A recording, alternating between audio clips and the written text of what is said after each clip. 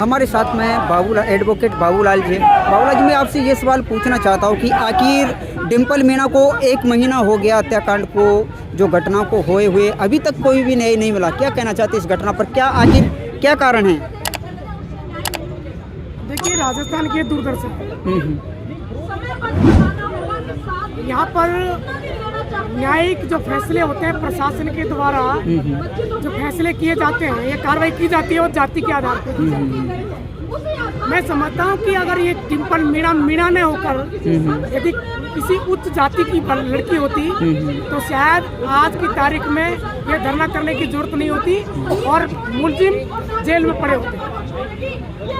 ठीक इसके विपरीत यदि अभियुक्त यानी मुलजिम शेड्यूल ट्राइब या मुस्लिम होते तो रोड जाम कर दिए जाते और वो ये जेल की सलाखों में होता। इसका सीधा मतलब यही निकलता है कि कहीं न कहीं शासन प्रशासन उन अभियुक्त गणों को पनाह दे रहा है और उनको बचाना चाह रहा है। क्योंकि इसके पीछे अगर लीगली पॉइंट को देखा जाता है तो इसमें 3-4 बातें निकल कर के आई हैं। पहली बात तो ये है, ये डिम्पल मीणा महज 12 साल की बच्ची है, डिफेंडम कैटेगरी की है। इसके साथ में एट्रोसिटी हुई है, हरेसमेंट किया गया है, हैवानियत की गई है। उनकी धाराएं नहीं जोड़ना पहला, FIR में देरी करना दूसरा, 1 से 64 के बयान दर्ज नहीं करना तीसरा, SC/ST की धाराएं नहीं जोड़ना चौथा, पॉक्सो एक्ट की धाराएं नहीं जोड़ना पांचवा। ये ऐसे क्वेश्चंस बनते हैं जिससे साबित होता है कि पुलिस प्रशासन मुलजिमों को बचाने में लगी हुई है। हर पुलिस थानों के अंदर एक स्लोगन लिखा होता है, पुलिस तो बोल रही है हम काम कर रहे हैं, अब बड़ा इल्जाम लगा रहे हैं पुलिस के ऊपर। यह इल्जाम इसलिए लगाया जा रहा है, मरने से पहले के बच्ची का बयान, डिफेंडम कैटेगरी की बच्ची, स्पेशल टीम जो इशारों को समझते हैं उनके सामने स्पष्ट व्यक्ति को इंगित करके बता रही है कि इस व्यक्ति ने मेरे साथ में अपराध किया है, उसका नाम बता रही है। और इशारों को समझने वाले विशेषज्ञ उस मुलजिम का नाम ललित शर्मा बता रहे हैं। मैं स्पष्ट कह रहा हूँ, ललित शर्मा अगर शर्मा नहीं होकर किसी SC/ST का मुलजिम होता या माइनॉरिटी का होता तो शायद आज वो ललित सलाखों के बीच में होता। इसका मतलब ये होता है कि पुलिस प्रशासन शासन प्रशासन के दबाव में है और इस मामले को दबाए रखना चाहती है। इसलिए मजबूर पीड़ित परिवार ने 10 दिन पहले ये धरना लगाया।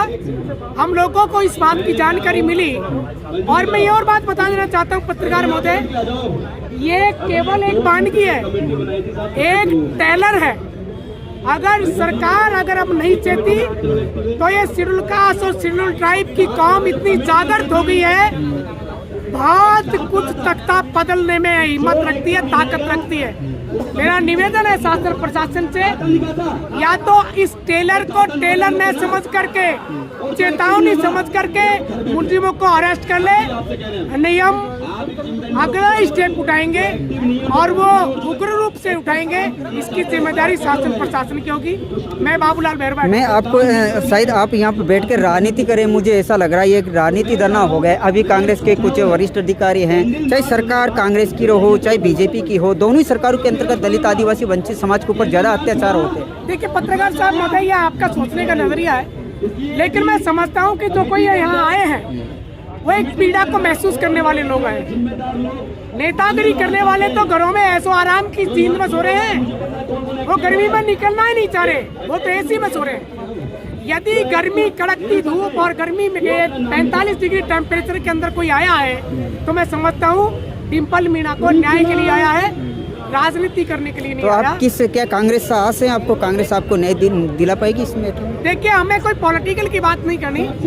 वर्तमान में सरकार है और सरकार से मांग कर रहे हैं कि या तो वो चेत जाए और डिम्पल मीणा को न्याय प्रदान करे। मुलजिमों का अरेस्ट करें। हमको कोई पॉलिटिक्स पार्टी की जरूरत नहीं है। हमारा चैलेंज है और जो हम टॉकिंग कर रहे हैं वो गवर्नमेंट से कर रहे हैं। हमको ये मतलब नहीं है कि गवर्नमेंट भी तो जनता ही बनाती है, गवर्नमेंट भी तो इन्होंने बनाई है। देखिए, जनता ने गवर्नमेंट बनाई है तो गवर्नमेंट का भी ये ड्यूटी बनती है कि जनता की मांग को सुने। जनता की क्या ग्रीवेंसी है, जनता किस बात को मांग कर रही है उसको सुने और उसको निस्तारण करे, जनता की ड्यूटी है। मैं आपसे कहना चाहता हूँ, पिछली बार आपने देखा होगा राजस्थान के अंतर्गत एक मीणा समाज का जो बाबा है, आदिवासियों का बाबा जिसको जाना जाता है, डॉक्टर किरोड़ीलाल मीणा, आजकल वो नजर नहीं आ रहे हैं। वो उनकी बेटी उनकी समाज से बिलोंग करती है, उनको क्या कहना चाहते हैं? जी, मैं जब मेरा बोलने का मौका आया था, मैं मंच में भाषण दे रहा था, तो मैंने स्पष्ट कहा था हमारी समाज के नेता ऐसे मूवमेंट में तभी आते हैं जब उनको कोई राजनीतिक फायदा मिलता है। मैं किसी पार्टी और नेता की बात नहीं कर रहा, मैं जनरल बात बता रहा हूँ। आजकल नेताओं की नेतागिरी की परिभाषा उन्होंने बदल दी है। वो ऐसे मूवमेंट में जाते हैं उसको जहाँ राजनीतिक फायदा मिलता है। यहाँ राजनीति की बात नहीं है, ये सामाजिक पीड़ा की बात है। और सामाजिक पीड़ा को जो व्यक्ति महसूस करता है वो व्यक्ति आगे आता है। कोई आए उसका वेलकम, लेकिन ये याद रखना, समाज अब उस स्थिति में आ चुकी है, यदि समाज की पीड़ा को कोई नेता अपनी पीड़ा नहीं समझता और समाज के बीच में नहीं आता तो उस नेता को सबक सिखाना भी जानती है। समाज जागरूक हो चुकी है। आखिर अब डिम्पल मीणा को न्याय आखिर कब मिलेगा और कब तक मिलेगा और कौन दिलाएगा? ये सबसे बड़ा सवाल है।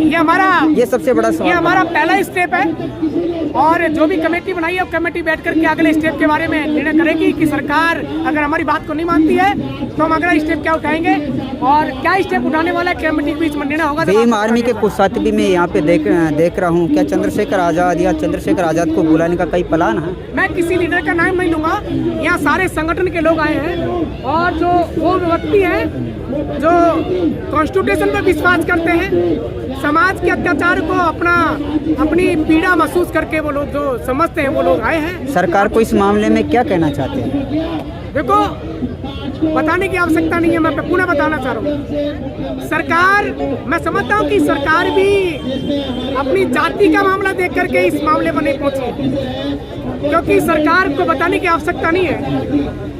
सांप्रदायिक सरकार में स्पष्ट रूप से करूँ, और सांप्रदायिक सरकार सभी जागती है जब उसके सामने ईंट से ईंट बजाई जाए। शायद मैं समझ रहा हूँ कि सरकार ये वेट करने में लग रही है या इंतजार कर रही है कि ये लोग आकर के हमारी मुनवार करें, लेकिन मैं स्पष्ट बता देना चाहता हूँ ये मुनवार करने वाले लोग नहीं है, ये न्याय को छीनने वाले लोग हैं, ये अपने अधिकार को छीनने वाले लोग हैं।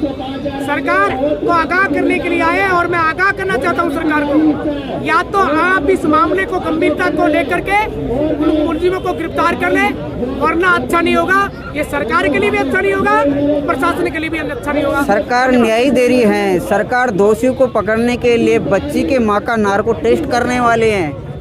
देखिए, इस देश के अंदर गरीब को सुनने वाला मैं समझता नहीं हूँ, अब कोई है, लेकिन गरीब के साथ अगर इस प्रकार का हुजम हो जाएगा तो सरकार भूल जाएगी नार्को टैक्स होता क्या है।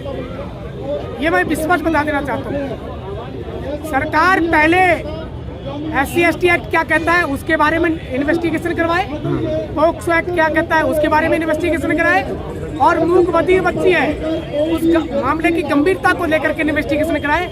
मेरा यही कहना है। नहीं, ये बात सही है कि नार्को टेस्ट की जो बात सामने आई है धरने स्थल पर, ये बात ऐसी मेरे कोई जानकारी में नहीं है, और अगर ये किया है तो बेहुदा डिसीजन है। तो ये थे हमारे साथ में हैं बाबूलाल जी एडवोकेट, जो यहाँ धरने पर मौजूद है और इस समय धरना चालू है।